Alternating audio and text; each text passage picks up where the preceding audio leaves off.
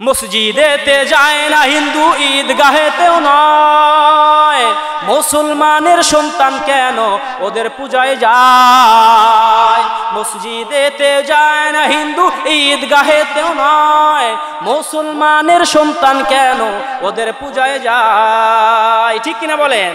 মসজিদেতে যায় না হিন্দু, ঈদগাহেতেও নয়। মুসলমানের সন্তান কেন ওদের পূজায় যায়? কি বলিব দুঃখের কথা, কি বলিব দুঃখের কথা, এই কি মুসলমানের শান?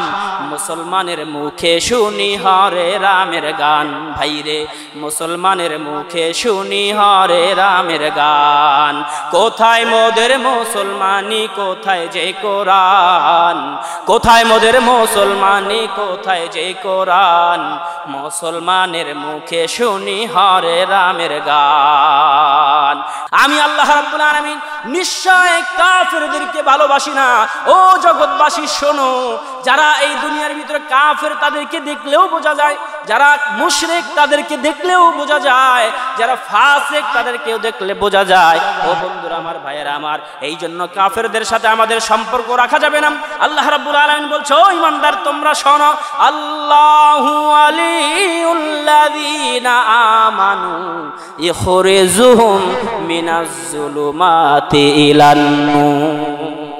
আল্লাহ রাব্বুল আলামিন বলছে, জগৎবাসীরা তোমরা শোনো, বন্ধু হিসাবে যদি আমি আল্লাহকে মেনে নাও, আমি আল্লাহকে যদি তোমার গার্ডিয়ান হিসাবে মেনে নাও, আমি আল্লাহকে যদি তোমার সার্বভৌমত্বের ক্ষমতার অধিকারী হিসাবে মেনে নাও, আমি আল্লাহ রাব্বুল আলামিন কি করব?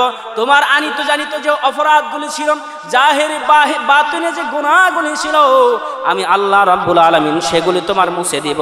আর মিনাজ যুলুমাতি ইলান নূর, তুমি গুনাহ করতে করতে অন্ধকারের ভিতরে নিমজ্জিত ছিলা, আমি আল্লাহ তোমাকে সেইখান থেকে তুলে নিয়ে আসবো, এতে কোনো সন্দেহ নাই।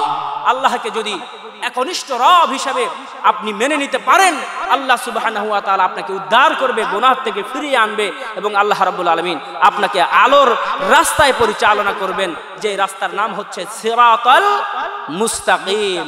এই সিরাতাল মুস্তাকিম পথে আমাদেরকে চলতে হবে। ভাইরা আমার, বন্ধুরা আমার, আল্লাহ রাব্বুল আলামিন পক্ষান্তরে বলেছে, যারা সিরাতাল মুস্তাকিমের পথ পাওয়ার পরেও যারা এই পথে চলবে না, যারা এই পথে হাঁটবে না, যারা এই পথ ধরবে না, যারা এই পথ অনুসরণ করবে না, তারা হবে ক্ষতিগ্রস্ত। আর তারা কারা?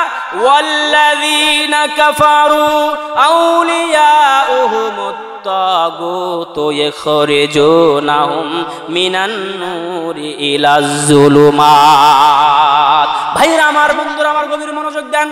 যারা এই পথে চলবে না, বরং এর অপোজিট পথে যারা চলে, তাদের পথকে অনুসরণ করে, আল্লাহ বলে তারা কারা?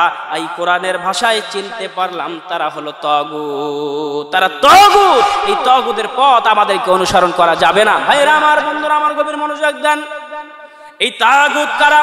যারা আল্লাহর দিনকে অস্বীকার করেন, আল্লাহকে রব হিসাবে অস্বীকার করেন, অথবা মূর্তি পূজা করে, অথবা তারা বিভিন্নভাবে দুনিয়ার মাখলুকের পূজা করে, আল্লাহর পূজা করে না, আল্লাহর ইবাদত করে না, আল্লাহর নামাজ পড়ে না, আল্লাহর কথা শোনে না, তাদের পথ অনুসরণ করা যাবে না। তারপরেও দেখা যায় বন্ধু, এই দুনিয়ার জীবনে, এই দুনিয়ার জিন্দেগিতে, এই দুনিয়ার মধ্যে মানুষ কিছু বন্ধু এমন বানায় যারা মুশরিক। এই মুশরিকদেরকে বন্ধু বানানোর কারণে নিজেরাও ঈমান হারা হয়ে যায়, তারা টের পায় না। আমার কথা কি আপনারা বুঝতে পারছেন? ভাইয়েরা আমার, বন্ধুরা আমার, এই যে আলোচনাটা আপনারা শুনতেছেন, এতে কি বুঝলেন? আমি যা বুঝাইতে চাচ্ছি, মুশরিকদের সাথে সম্পর্ক রাখা যাবে না। ভাইয়েরা আমার, বন্ধুরা আমার, এখন বুঝে নেন মুশরিক কারা। আমি এইভাবে আপনাদেরকে বুঝাবো, যারা মূর্তি পূজা করে তারাই হলো মুশরিক। আপনাদের কাছে আমার প্রশ্ন, ও বন্ধু, যারা এই দুনিয়ার ভিতরে হিন্দু, যারা মূর্তি পূজা করে তারা তো মুশরিক, তাদের সাথে আমাদের সম্পর্ক রাখা যাবে না। তারপরেও দেখবেন এত সুন্দর করে বুঝানোর পরে, তারপরেও যখন হিন্দুদের এই যে পূজা সামনে আসতেছে, এই পূজার ভিতরে দেখবেন ওই হিন্দুদের চাইতে মুসলমানের সন্তান এবং সন্তানিরাই বেশি। ঠিক কিনা? এই হিন্দুদের পূজার মধ্যে দেখবেন মুসলমানের সন্তানেরাই বেশি। বৃদ্ধ মানুষেরাও সেইখানে যায়, এলাকার নেতা খেতারাও তো সেইখানে যায়, যুবক সন্তানগুলো সেইখানে যায়, মহিলা মা বোনেরাও সেইখানে যায় কি যায় না? সবাই যায়। সবাই গিয়া সেই মূর্তিদেরকে দেখে, ওই যে 12টা 13টা হাত বানায় রাখছে, তারা সেগুলাই দেখতেছে। আর ভাবতেছে দেখো মানুষ হয় কত সুন্দর করে মূর্তি বানাইছে, তাদের মহাব্বতে পড়ে যায়, তাদের প্রেমে পড়ে যায়, তাদেরকে মহাব্বত করে। কিন্তু তাদেরকে মহাব্বত করা যাবে না, যারা মহাব্বত করেও তারা মুশরিকের কাতারে পড়বে, ঠিক কিনা ভাইরা আমার, বন্ধুরা আমার।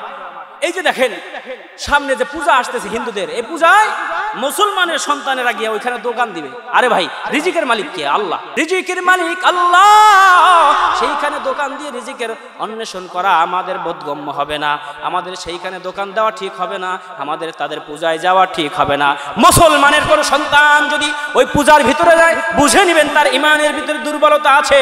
ও ভাই, আপনাদের কাছে আমার একটা প্রশ্ন রয়ে গেল। প্রশ্নটা হলো এই, আমাদের মুসলমানের ওই ধর্মীয় উৎসব ঈদুল ফিতর আর ঈদুল আজহাকে কোনো হিন্দুকে দেখা যায়? কোনো হিন্দুকে সেই ঈদুল আজহা আর ঈদুল ফিতরে দেখা যায় না।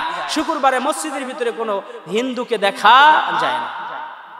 মসজিদেতে যায় না হিন্দু, ঈদগাহেতেও নয়।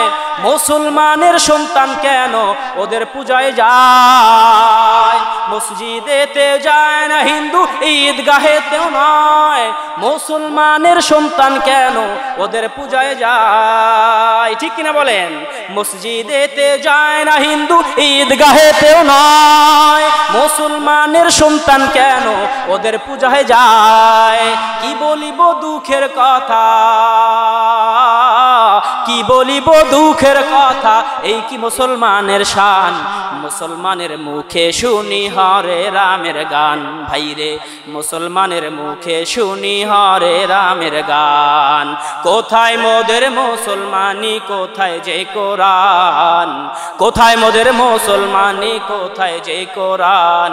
মুসলমানের মুখে শুনি হরে রামের গান। গ্রামে গঞ্জের মোড়ে মোড়ে যাত্রা গানের আসর হয়, যদিও এখন সে যাত্রা গান আর নাই, মানুষ অনেক সচেতন হয়েছে। কিন্তু যাত্রা গান না থাকলেও কি হবে, মোড়ে মোড়ে টিভি সিডি আছে না নাই? টিভিতে একদম ছায়াছবি লাগাই দিছে, টিভিতে গান লাগাই দিছে, সিনেমা লাগাই দিছে, আছে না নাই? জোরে বলেন। গ্রামে গঞ্জের মোড়ে মোড়ে যাত্রা গানের আসর হয়, যাত্রা গানের কারণেতে দেশে খোদার গজব হয়। কি বলিব দুঃখের কথা, কি বলিব দুঃখের কথা, এই কি মুসলমানের শান? মুসলমানের মুখে শুনি হরে রামের গান। ভাইরে, মুসলমানের মুখে শুনি হরে রামের গান। ভাইরা আমার, বন্ধুরা আমার, তাদের পূজায় যাব না, তাদের সাথে আমরা সঙ্গ দেব না, তাদের পূজায় দোকান দেব না, ছেলে সন্তানকেও যাইতে দেব না। এবং আমরা রিজিক অন্বেষণের জন্য একমাত্র সেজদায় লুটে পড়ে চাইবো কার কাছে? আল্লাহর কাছে। আল্লাহই একমাত্র উত্তম রিজিক বন্টনকারী। ভাইয়ের আমার, বন্ধুরা আমার, তো এই যে আলোচনা আমরা শুনলাম, এর উপরে আমাদের আমল করা এখন অজীব হয়ে গেল। ইনশাআল্লাহ আমরা এর উপরে সামনে পথ চলে আল্লাহ রাব্বুল আলামিনের এহলৌকিক দুনিয়া ত্যাগ করে পরলৌকিক জিন্দেগিতে আল্লাহ তাআলা আমাদেরকে ঈমান নিয়ে যাওয়ার তৌফিক দান। আমরা বলছি আমিন।